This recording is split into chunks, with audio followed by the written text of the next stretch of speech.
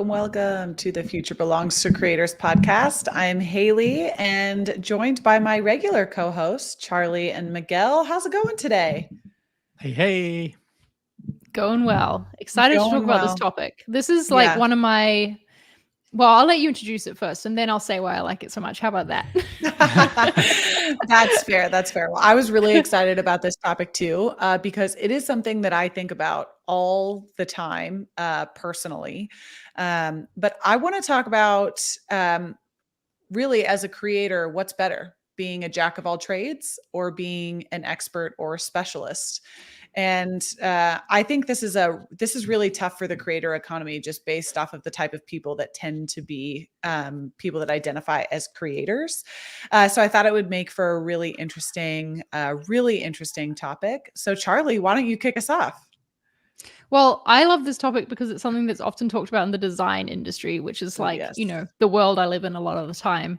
And I feel like as I've progressed in my design career, but also in my creator career, I guess you could call it, I have seen the value in being a specialist, but being what I like to refer to as a V-shaped person. I'm holding up my hands in a V. For anyone listening to the audio version, you're missing out and you should be on the live stream on our YouTube channel.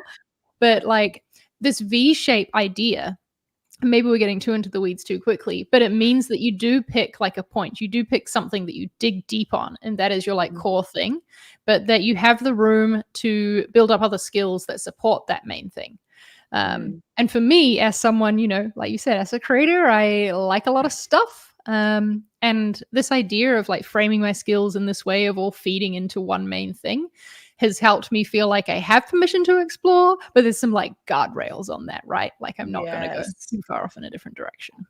Yeah, I like that. I think we can, as we get further in the episode, we can talk more about that. But there's this one kind of opening statement of an article that we can link below in the show notes, that I'll reference a couple times during the episode.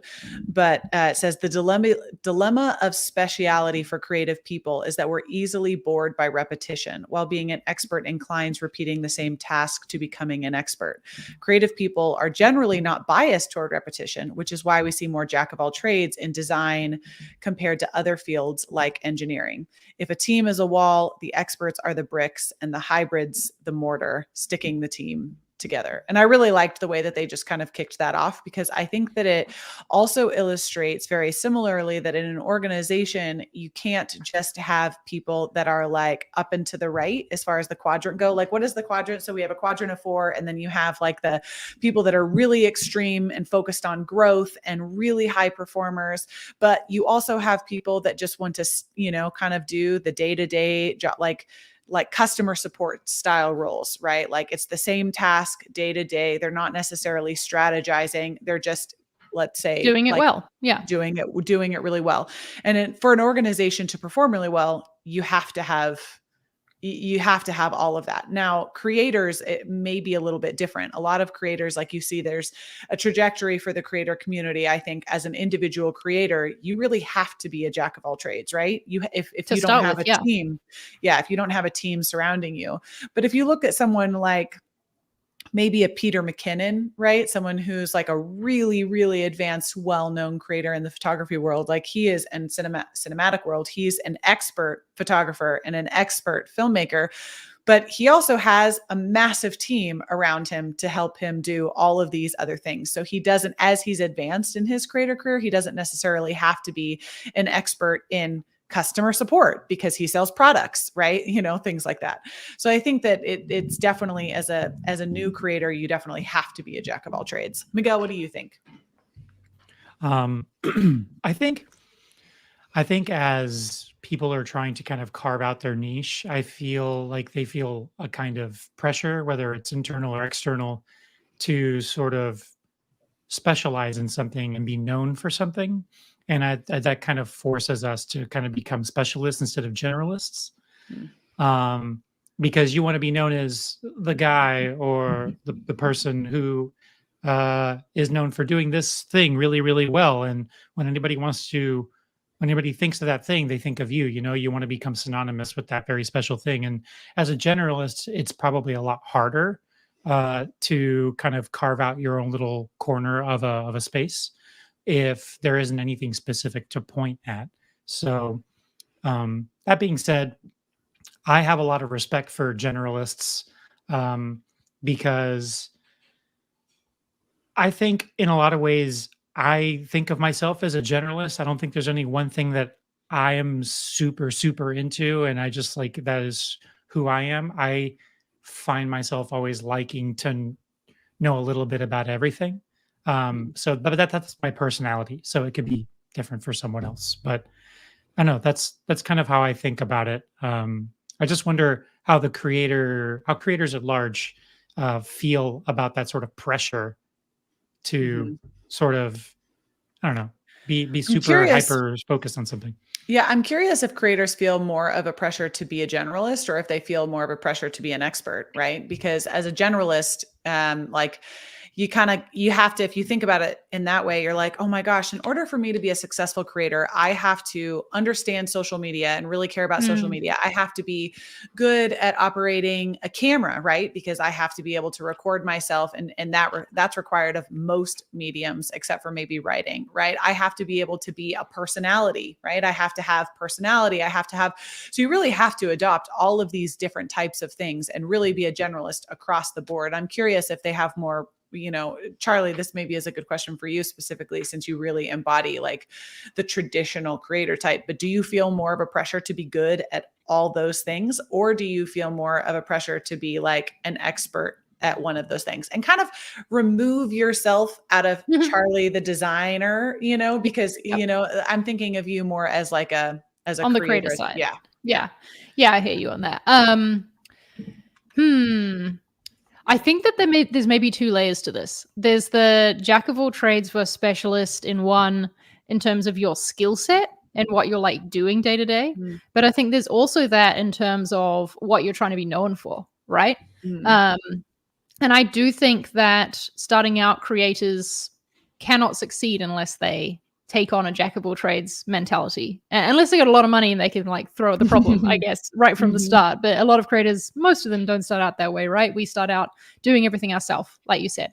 And then as time goes on, I think you will be held back as a creator if you continue to be a jack of all trades and doing everything yourself, because you won't be spending your time on the most highest leverage things in your business, right?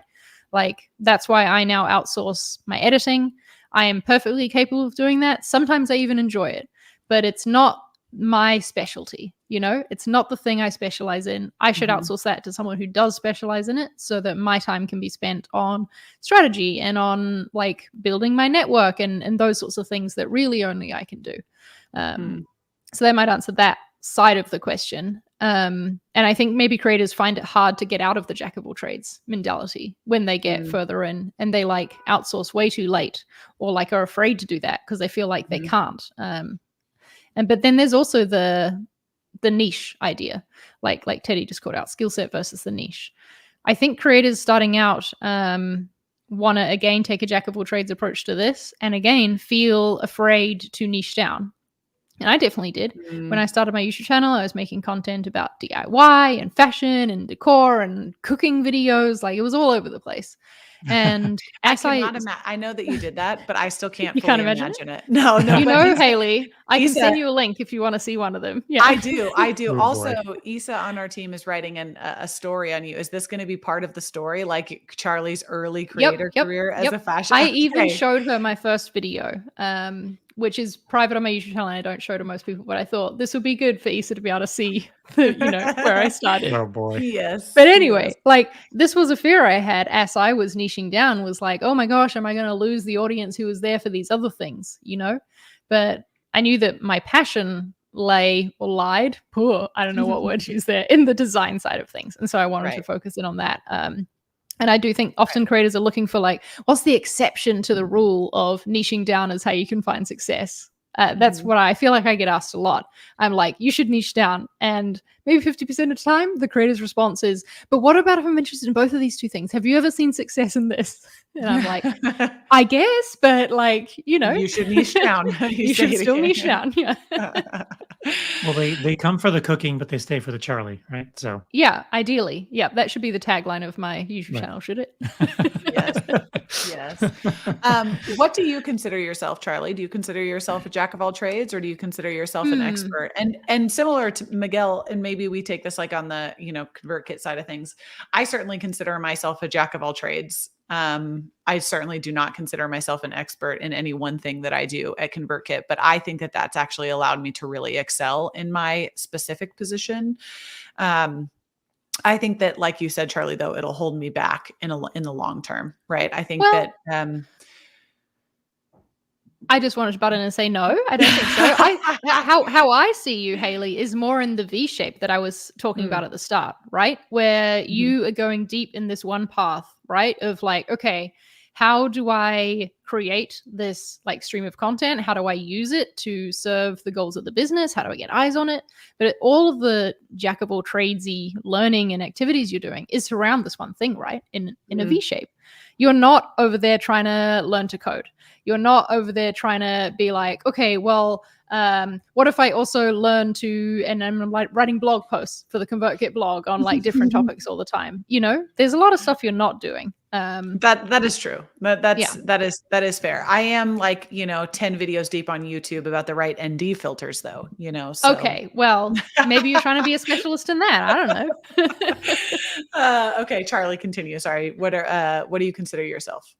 I would definitely not say I'm an expert in anything. I think I would always struggle, but I would say I specialize, but I don't see those two as the same thing. I feel like an expert is like, I am the go-to person on this. I know all the things, I can help you.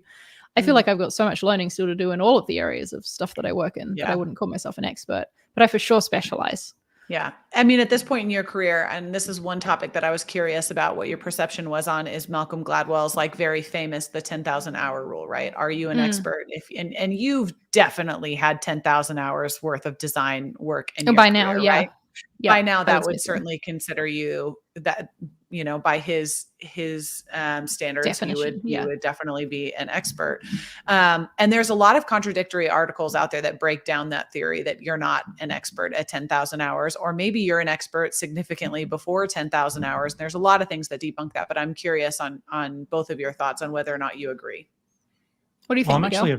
I'm actually a big fan of Malcolm Gladwell, and I know for a fact that he has since sort of debunked his own 10,000 hour thing.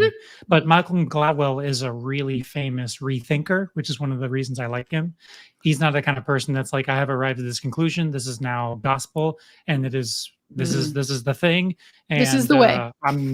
this is the way, and I'm never changing it. I have spoken, right? Mm. So, even he has changed his mind about some of those things because like we pointed out in our notes, the 10,000 hours things obviously is just like a nice round number. This very arbitrary thing, but I think the point that that's getting at is if you do something a lot more than most people do it, at some point you become so adept at it that it is second nature and almost easy to you, or at the very least you're a beacon that other people who are aspiring to be good at that thing, that they look to for you. So for example, Charlie doesn't define herself as an expert, but people's definitions of what an expert is might differ depending on where they're at. So if I'm just starting out on YouTube, as far as I'm concerned, Charlie's a fucking expert.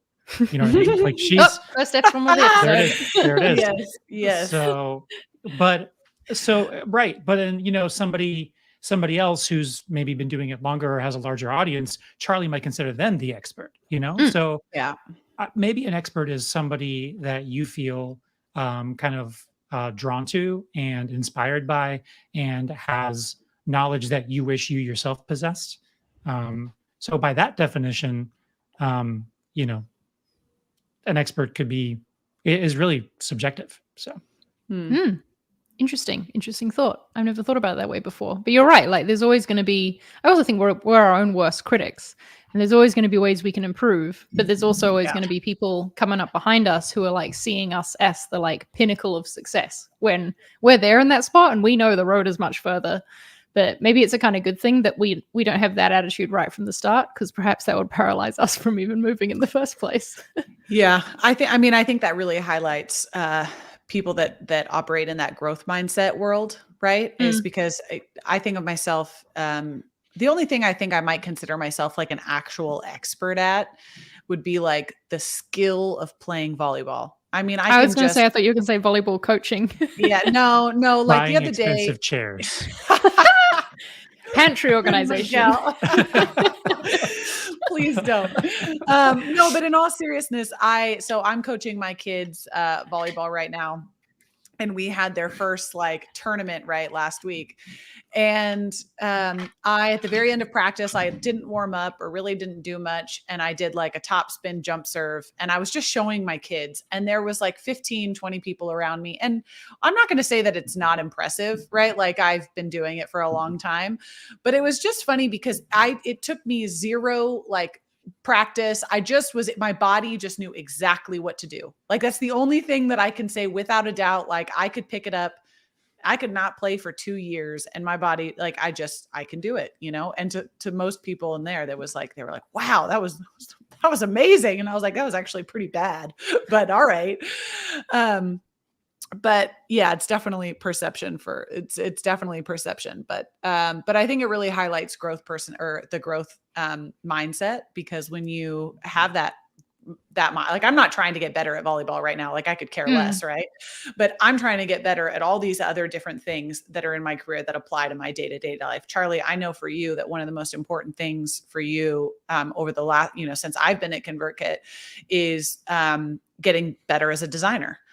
Now you've kind of, I would say maybe transitioned to like, now that you're in a managerial role, you're certainly like working at that, but like overarching, like you've always craved more feedback.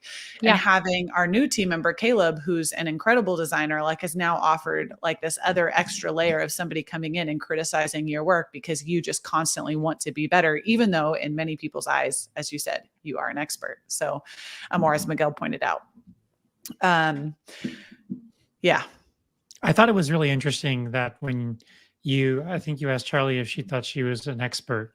Um, she said no, and she cited the reason for her saying no is that she still had a lot to learn. And it's interesting because it almost sounds like you're defining an expert as somebody who has learned it all. And I don't think anybody has. So maybe you just know that there are people out there that you look up to that maybe do it better than you. So in comparison to them, you're not an expert. Yep, that's what I would say. I think that expert is people who are like at the very top of their game, I would say. I'm trying to think of an example. Like, okay, Lewis Hamilton is an expert Formula One driver. He is, right at the top. He's gotten like 7 world championships already and he's on his way to his 8th. If he can beat Max Verstappen. Now I'm saying words that you two don't understand, so I'll stop. But like he's at the top of his sport, right? And he's there's always still things he can improve on, but he's still like right up there at that pinnacle top level. And I don't think I'm anywhere near that in design. Do you think that there's different like levels of being an expert though? Because there are certainly significantly better volleyball players out there in the world than me, right? But I'd still consider myself to be an expert in the game of volleyball, like from a skill set perspective. But are there people that make fewer mistakes than I make? Absolutely. And that's why they play in the Olympics, but I mean, there might be someone who's definitely an expert, but he's not winning I was going to say national championship. I don't get Formula One. I can't use your example anymore, but there's a lot of Formula One drivers that aren't Lewis Hamilton, I think is who you said. Yeah. There's about 19 right now who aren't Lewis Hamilton. Yeah. 19 who aren't Lewis Hamilton. There's only 19 Formula One There's only 20 drivers total in any one year. Yeah. Okay. I have a lot to learn in Formula One. Save your Formula One questions for QA. It'll be great. Yeah. This is like me in that game, the sus game. Game. Yeah. Throwback. Yeah, but I don't know. Do you think, there's certainly different levels of expertise. Yeah, I think so. I think maybe it's just my personal definition, or like me considering myself. Because there's plenty of other designers who are my peers who I would consider experts, Yeah. And so there's no real rhyme or reason behind my own definition. It's just that's my perception of it, I suppose. Yeah. Well, let's transition this to like maybe some more practical advice, right? So let's like talk through that in a way that maybe we can apply it or creators can apply it specifically to their like early career. So I think, Charlie, one of the things that you had said, which I totally agree with, is that it depends on where you're at in your career. So we have these new aspiring creators, right? And it really requires, in order for you to be successful, unless you have millions of dollars or, lots of money to outsource pretty much everything. What are the skills that, and I think we all agree that, right? Like jack of all trades trumps specialist really early as a creator. What are the skills though that are the most important to acquire? Do you guys think about as you kind of embark on your creator journey, the things that you should focus most of your attention on? The first thing that came to mind for me was communication. So that could be how you talk about things in person or like on camera. It could be how you write to express your ideas and your thoughts. But I think that no matter what you're creating, you're needing to express your thoughts, right? Or you're needing to impart knowledge on people. And so that takes good communication skills to make it clear. So I think that's always worth investing time and energy into getting better at is communication, whether it's writing a sentence and rewriting it to try and make it clear, getting feedback on that. Yeah. I think it's worth it. What are practical ways that you learned how to be better at communication as an introvert? Ooh, okay. This is going to loop back around. I'm glad you asked this. So I don't think that I would be as good at expressing myself on camera or in person or on live podcast stream like right now if I hadn't edited my first few years of videos myself. Ooh, good point. I annoyed myself so much in those first few years by like, I would do the recording thing and I would get flustered and fumble or like say something a million times, say a million times, do these really annoying like vocal tics. I don't know. And then I would have to, I just said, that's really funny. Then I would have to edit that out. Right. And I would have to be the one to edit around all those annoying little things and be like, Charlie, when are you going to get to the point in what you were trying to say? And so I learned from editing how to change the way that I speak and how better to express my thoughts. so that it made for a better video, but like it then helps with communication in general. Yeah, that reminds me of a really good feedback I once got, which was, if you're going to give a speech or you have to do some kind of a video or whatever, play it back and record yourself talking and then listen to yourself, which I know is like the most nails on a No one chalkboard likes thing it. anybody can do. Like when you hear your voice on a voicemail or something like that, is the worst. But once you get over that, which you will quickly, you'll find something new to annoy you, which is all the things that you say that your brain bleeps out, like all of your ums and your likes and your uhs, and oh man, like there I go again. As I just said, like now we're all mother really of conscious pearl. of it. So Yeah, I know, right? I love that you're bringing this up, Miguel, because when I recorded my test podcast for creator sessions, I think it's just funny just thinking about it. But I shared Adam, our podcast producer, whose team edits this podcast as well. The way I did, I just kind of like riffed right on the very. I didn't take really any notes. I just totally riffed, and then he came back and he's like, "So I think this needs to be a little bit more scripted of a podcast." And then. Yeah. And then what I did actually, it was fine. But what I did was I took that script from that podcast and then I put it into a script and I removed all those likes, and then I recorded it. So it had a lot of my like natural, the way that I talk naturally, but it just removed those, but I was reading it off a script. And then I sent it to a lot of people to review.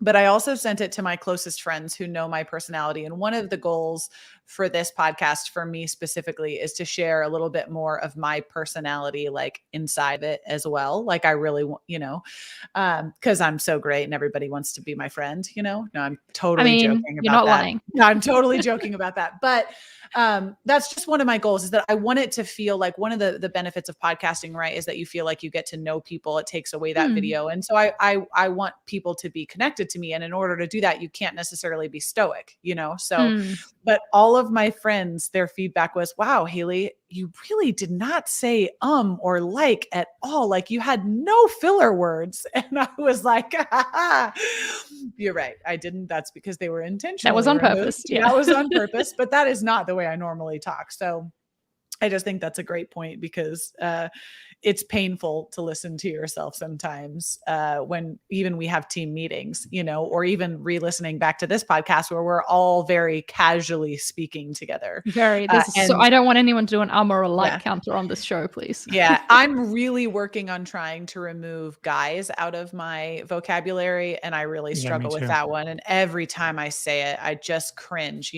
but whatever. I'm that's the first on step, because that's you noticing it, right? Yeah. It's the same with like we were all just calling out then, oh, I said it again. If you're noticing it, that's like the first step in being able to eliminate it.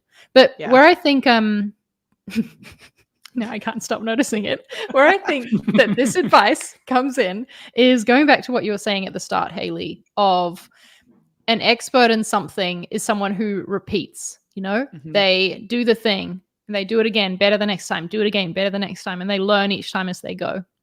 I think that being a creator, how we can apply our maybe more scattered passions and energy when it comes to this sort of stuff is to just do one thing at a time. So whether that's, okay, for these next few months, I really want to focus on getting better at video editing. So I'm going to like go down that expert path of repeating and like putting my focus there. And then when I feel like I've got to a point where I'm happy with it, I've got a process and a flow underway, it can kind of become second nature and you don't have to focus so much anymore. Or you could outsource to someone else, once you've got your own style established and you know what you want. And then someone else can take over that repeating part and you can move on to the next thing that is exciting to you and that you want to focus on. So I think that might be what being a creator is getting good at each thing individually at different times, but maybe not holding the space for them all in your brain all at once, because that's overwhelming. Yeah, I definitely think that requires a lot of intentionality, though, as a creator. I know for me, I find myself, Charlie, I know you've talked about this quite a bit, about being totally scatterbrained, right? And sometimes like going from one task to another task and like really having to sit down and focus, which is like why you like live streaming, right? Because it like really requires you to sit there and focus on one task. So yeah, I think that also really encourages creators to refine something that really ultimately they need to be good at in order to be really successful as a creator. This is a kind of a good example. I talk about this with Henry, who's our filmmaker. Henry is an expert filmmaker. Like, he is so talented. He's so young, but he's so stinking talented, right? And obviously he has a lot to learn as well. But I really knew it when we're working on a creator session with Ben Baker, world foremost photographers of I'm going to let you take it over. You got it? She's coming I think back. we lost it. Am I coming back? I think you're back. I think I'm back. Yep. Okay. I was like, you said, I think you were about to say something about Ben Baker is when you really noticed. Yeah. So we're working with a creator, a photographer named Ben Baker. He's one of the world's foremost photographers. He's taken photos of the last like 4 or 5 sitting presidents. And he's just incredible. And what he said to me in an email is, he said that Henry has a lot of exceptional mentors in his career, his creator career. And they said, we all see something really special in him. And this advice that I'd given Henry is, we had talked about, really leveraging or working on that communication. Charlie, goes kind of back to that conversation, is that he's an expert filmmaker, but the skills that he's learning while he's here at ConvertKit is really going to apply. I hope he never leaves us, but I'm sure he will, because he's just so dang good. Hopefully not anytime soon. Yeah, no. I'm talking like well into the future, but I'm saying is that all the skills that he's going to learn here are skills that are really going to help him share his work outside of outside, once he's promoting his own work. He's working on a really cool documentary about the pandemic inside, or the creator community inside the pandemic. And you can't just be a creator, or you have to focus on your other. I kind of lost my train of thought there, but no, I see where you're going. You're saying that what Henry's learning now that he's an expert in the filmmaking is like, okay, well, now let's get expertise in marketing, in business skills, in budgeting, and all those things surrounding things that are important to success. Yeah. Thanks for picking me up. I lost me going robot style. I lost my train of thought there for triple train of thought there for a minute. I can share. You go first, Miguel.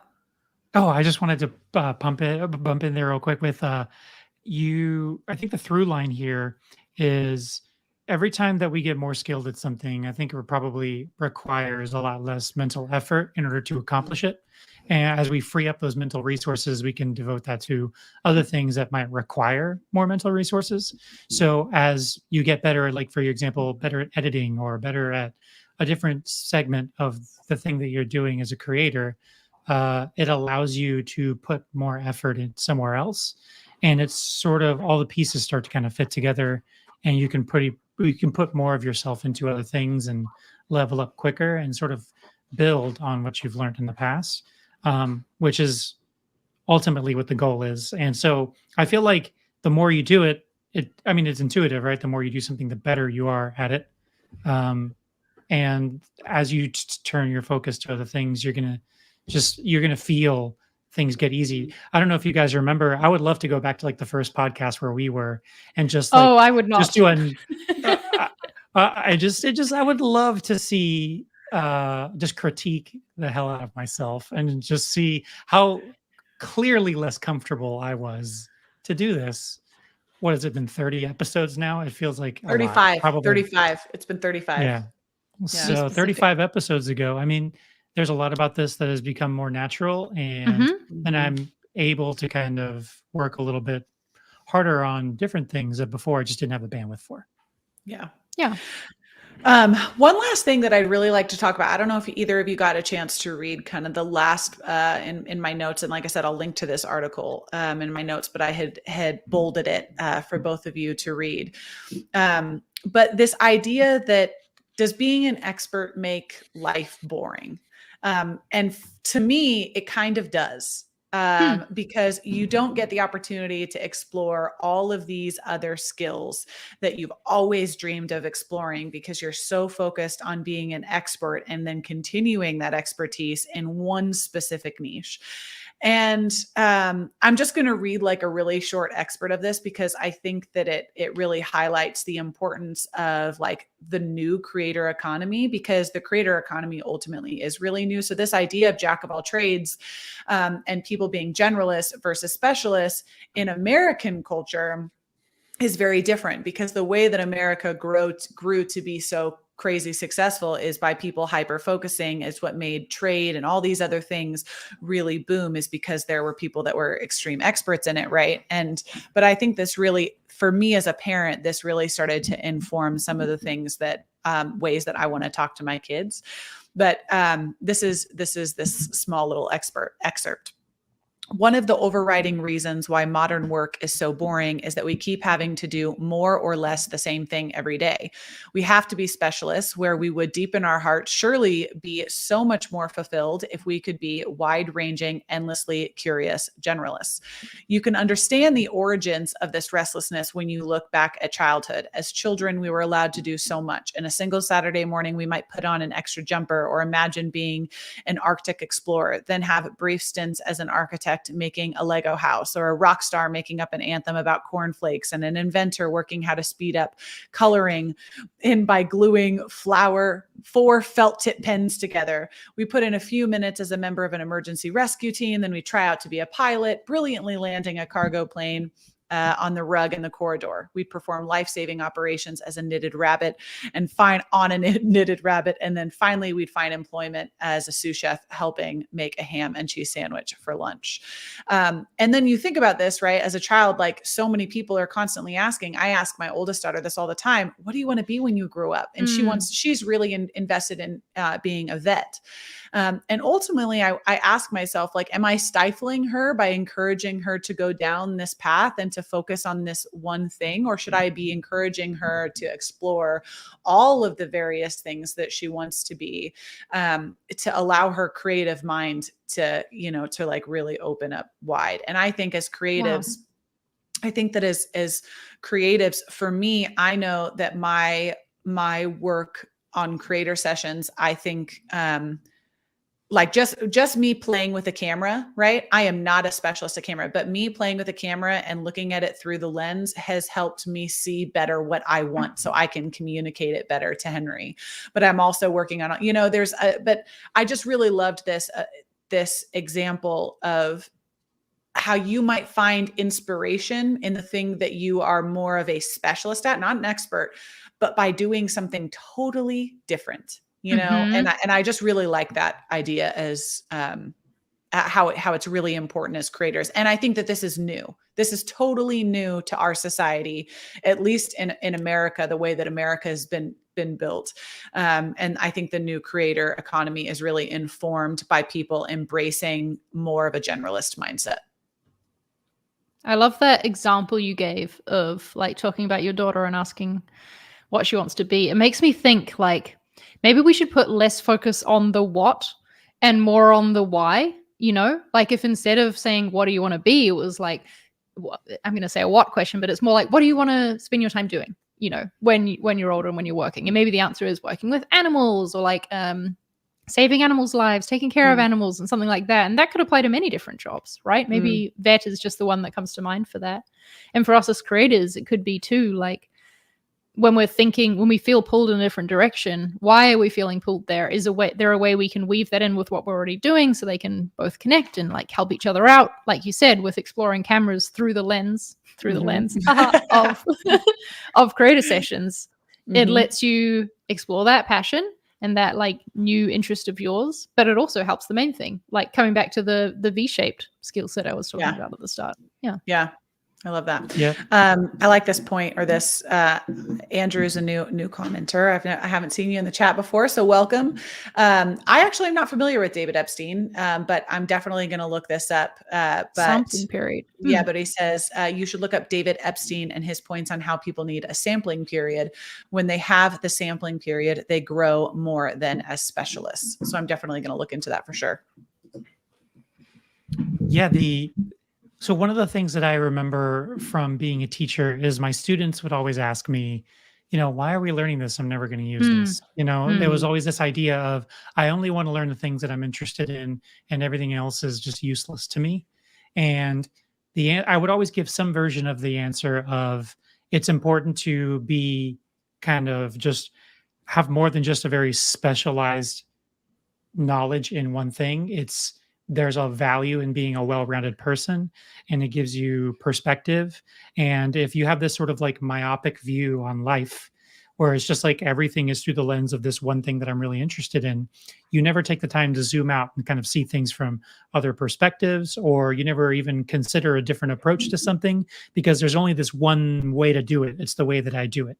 So it just depends, because that is optimizing for perspective and well-roundedness. Whereas specialism has its own benefits, is you might lose some of that stuff about having perspective and well-roundedness. But if you hyper-focus on something, you can get really far in that one thing, further than most people might ever get in that one thing. So it's a trade-off, and it's just a matter of finding a balance that works for you. But I would definitely say never go 100% down either way, because you're definitely giving something up by only going one way. Love that, Migs. Feels like a good note to end on. No, we can't end yet, because I'm adding a nice little quote that I want to end. Well, no, hold on. Haley's a sucker for a good quote. While Haley's getting the quote prepared, can I just do a little shout out for the fact that at ConvertKit at the moment, we are hiring for a bunch of different roles. I know we're hiring for an affiliate manager. We've got engineering positions open, and we're an intentionally small company, and so we do not hire all that often. So if anyone listening has ever wanted to work here or is like interested in being our co-workers, I don't know if we're putting on a good show in that regards, but check out convertkit.com/careers at the open roles we have at the moment. I promised our operations team that I would give that shout out. And you'd be crazy to not want to work here. So, yeah, just saying. Great.